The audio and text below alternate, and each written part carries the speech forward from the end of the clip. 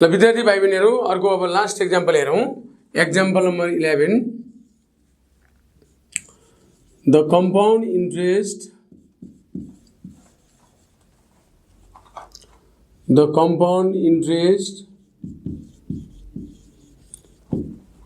and simple interest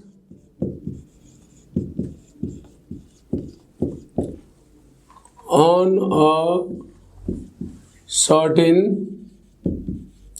sum of money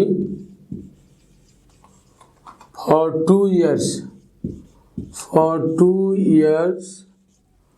are rupees 1050 and rupees 1000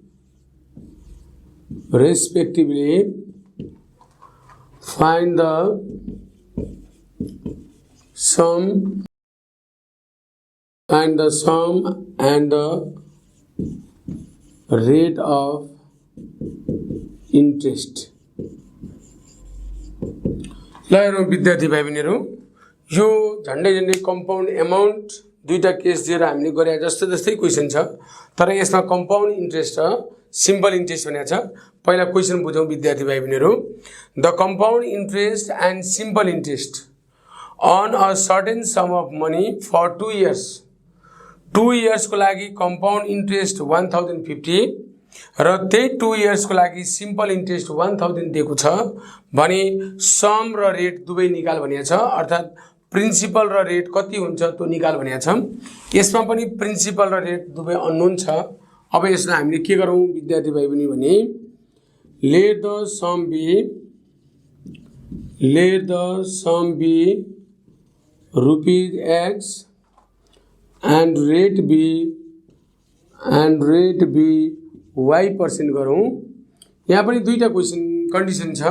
एउटा compound interest 2 years को लागि दिएको छ जुन 1050, अर्को सिम्पल इन्ट्रेस्ट 1000 दिएको छ। त्यसैले यसलाई पनि दुईटा केस बनाएर गरौं विद्यार्थी भाइ बहिनीहरु। केस फर्स्टमा हामीलाई प्रिन्सिपल दिएको छ, प्रिन्सिपल जसलाई हामी P भन्छौं is equal to rupees X, rate हामीले Y% मानेका छौं, rate R is equal to Y%, time T is equal to 2 years र सुरुमा हामीले कम्पाउन्ड इन्ट्रेस्ट निकाल्दै छौं। यहाँ कम्पाउन्ड इन्ट्रेस्ट हामीलाई दिएको छ, कम्पाउन्ड इन्ट्रेस्ट जसलाई हामी छोटकरीमा CI भन्छौं। कम्पाउन्ड इन्ट्रेस्ट हाम्रो रुपीज 1050 दिएको छ। अब विद्यार्थी भाइ बहिनीहरु हामीलाई कम्पाउन्ड इन्ट्रेस्ट दिएको हुनाले हामीले कम्पाउन्ड इन्ट्रेस्ट को फर्मुला एप्लाई गर्छौं। पहिला we know that compound interest is equal to, यो क्वेशनमा पनि कम्पाउन्ड इन्ट्रेस्ट हामीले इयरली फर्मुला एप्लाई गर्छौं किनभने यो क्वेशनमा हाफ इयरली अथवा सेमी इयरली भनेको छैन। त्यसो गर्नाले हामीले इयरली फर्मुला युज गर्छौं, P into 1 plus R by 100 power T minus 1। अब यहाँ कम्पाउन्ड इन्ट्रेस्ट को भ्यालु दिएको छ 1050, प्रिन्सिपल हामीलाई X दिएको छ 1 प्लस रेट भनेको Y by 100, टाइम भनेको 2 दिएको छ minus 1। अब यहाँबाट हामीले विद्यार्थी भाइ बहिनीहरु 1050 is equals to X।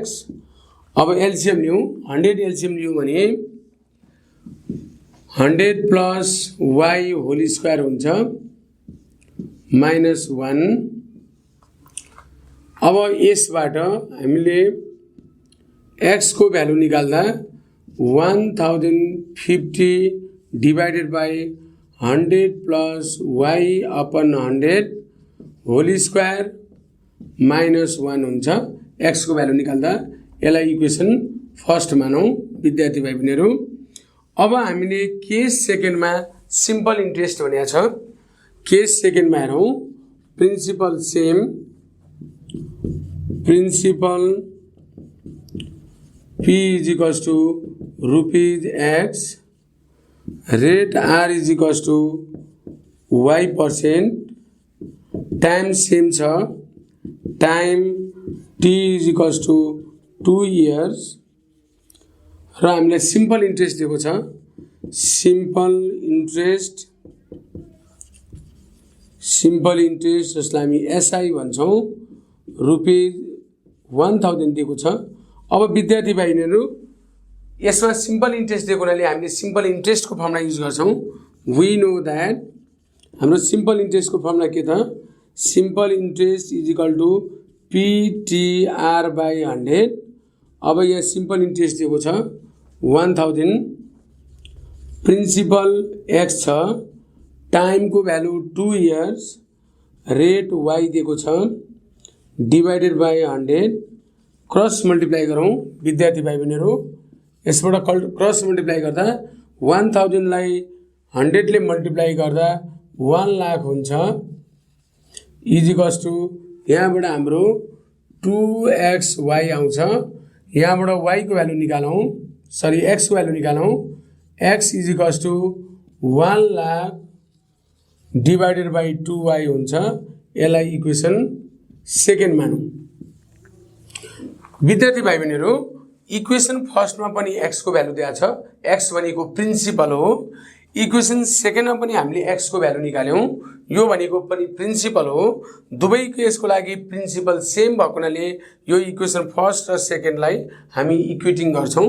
यहाँ हेरौँ विद्यार्थी बहिनीहरू नाउ भने यहाँ x को भ्यालु भनेको 1050 डिभाइडेड बाई अब मैले यो होल स्क्वायरलाई हेरौँ विद्यार्थी भाइ बहिनीहरू मैले थोरै यहाँनिर क्यालकुलेसन गर्दैछु यो 100 plus y upon 100 whole square भनेको यो स्क्वायर 100 प्लस y को लागि पनि होल स्क्वायर हो र 100 को लागि पनि स्क्वायर हो छुट्टा छुट्टै त्यो भएर मैले यसो गर्दैछु 100 प्लस y को स्क्वायर होल स्क्वायर बाई 100 को स्क्वायर भनेको 10,000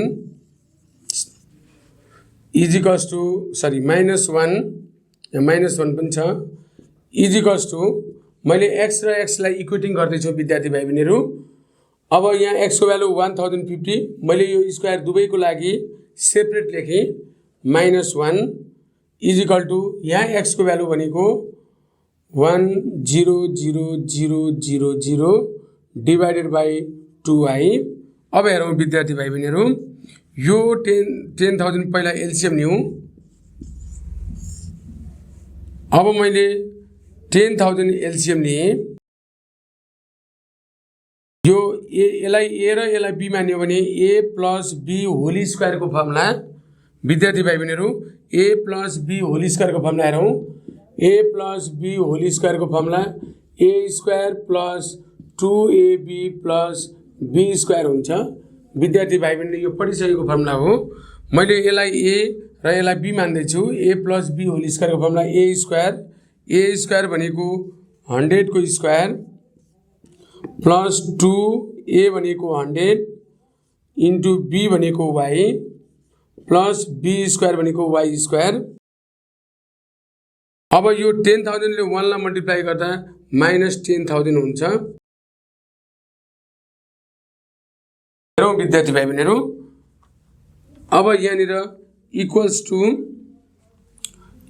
टू हाम्रो यहाँ के छ 1 लाख डिभाइडेड बाई 2y छ।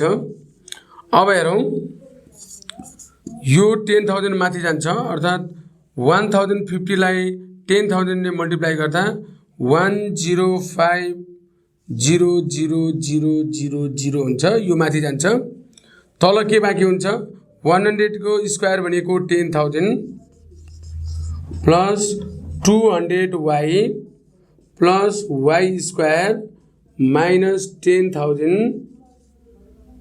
इज इक्वल्स टू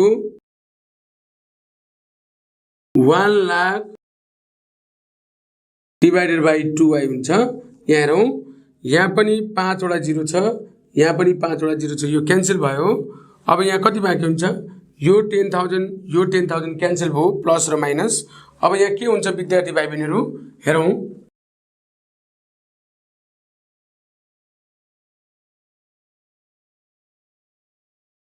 विद्यार्थी भाइ बहिनीहरू यहाँ कति बाँकी हुन्छ यहाँ 105 बाँकी भयो यहाँ 105 बाँकी भयो तल कति बाँकी हुन्छ 200y plus 200y plus y square बाँकी हुन्छ इज इक्वल टु यतापट्टि 1/2y बाँकी हुन्छ। अब यसलाई हामीले 105 विद्यार्थी भाइ बहिनीहरू यो दुईटामा कति कमन आउँछ y कमन आउँछ। यहाँ बाँकी 200 plus y is equals to 1/2y हुन्छ। y र y क्यान्सल हुन्छ, क्रस मल्टिप्लाई गरौँ। 200 ले 1 लाई गर्दा 200 हुन्छ प्लस y ले 1 लाई गर्दा y हुन्छ इज इक्वल टु 2 ले 105 ले गर्दा 210 हुन्छ और y is equal to 210 plus 200 उता जाँदा माइनस 200 हुन्छ। y को भ्यालु कति आयो विद्यार्थी भाइ बहिनीहरू 10 आयो। y लाई हामीले रेट मानेका छौँ। अब हामीलाई सम पनि निकाल भनेको हुनाले हामीलाई x को पनि भ्यालु चाहिन्छ। अब यो y को भ्यालु आइदर इक्वेसन फर्स्टमा अथवा इक्वेसन सेकेन्डमा जुन हामीले इक्वेसन सेकेन्ड निकालेको छौँ त्यहाँ भ्यालु राखौँ, जुनमा राख्दा पनि हुन्छ। अब हेरौँ, मैले इक्वेसन सेकेन्डमा राख्दैछु। पुटिङ द भ्यालु अफ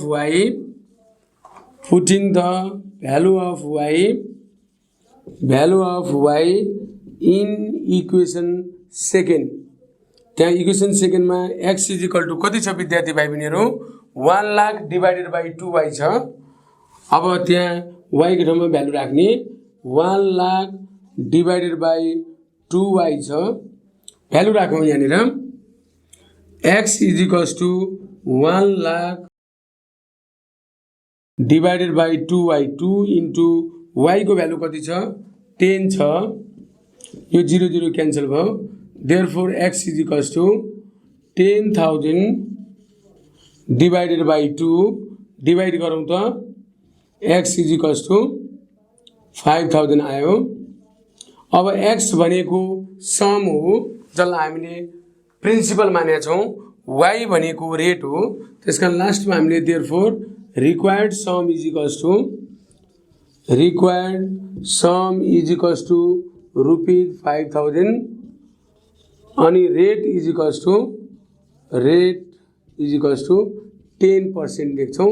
यसरी हामीले सिम्पल इन्ट्रेस्ट र कम्पाउन्ड इन्ट्रेस्ट दिएको छ भने सम र रेट निकाल्न सक्छौँ विद्यार्थी भाइ बहिनीहरू। र अन्तमा मैले विद्यार्थी भाइ बहिनीलाई के भने यो कम्पाउन्ड इन्ट्रेस्ट र simple interest point of examination भ्यूबाट पनि यो कहिले 4 मार्क्स को कहिले 5 मार्क्स को क्वेसन सोध्छ लङ क्वेसनमा, सर्ट क्वेसनमा पनि कहिलेकाहीँ सोधिन सक्छ 2 मार्क्स को क्वेसन। त्यो भएर यो इम्पोर्टेन्ट पनि छ पोइन्ट अफ एक्जामिनेसन भ्यू। र यो कम्पाउन्ड इन्ट्रेस्ट र सिम्पल इन्ट्रेस्ट हामीलाई डेली लाइफसँग पनि रिलेटेड छ। भोलि हामीले पढिसकेर भोलि ब्याङ्कमा जागिर खानु पर्दा अथवा हाम्रो बाबा मम्मीहरूले गरेको व्यवसाय सम्हालिरहँदा हामीले इन्ट्रेस्टको हिसाब गर्दा हामीले यसरी नै गर्न सक्छौँ। यो हाम्रो डेली लाइफसँग पनि रिलेटेड छ र हामीले एससी का विद्यार्थीहरूलाई यो पोइन्ट अफ एक्जामिनेसन भ्यूबाट पनि यसले 6 अथवा 7 मार्क्स को कहिले 7 मार्क्स को क्यारी गर्ने भएको हुनाले यो इम्पोर्टेन्ट च्याप्टर हो। र हामीले 11वटा एक्जाम्पलहरू विभिन्न टाइपको एक्जाम्पलहरू गऱ्यौँ, विद्यार्थी भाइ बहिनीलाई हामीले देखायौँ। पक्कै पनि विद्यार्थी भाइ बहिनीहरूले बुझ्या होलान्। यति एक्जाम्पलहरू विद्यार्थी भाइ बहिनी राम्रोसँग तयारी गर्यो भने मलाई विश्वास छ, मलाई आशा छ विद्यार्थी भाइ बहिनीहरू अब त्यस्ता कुनै क्वेसनमा कन्फ्युज हुने छैनन्। यदि भएको खण्डमा हामीले फेरि पनि विद्यार्थीहरूको जिज्ञासालाई समाधान गर्ने नै छौँ भन्दै यो कम्पाउन्ड इन्ट्रेस्ट यही सिद्धिएको मैले जानकारी गराएँ। धन्यवाद।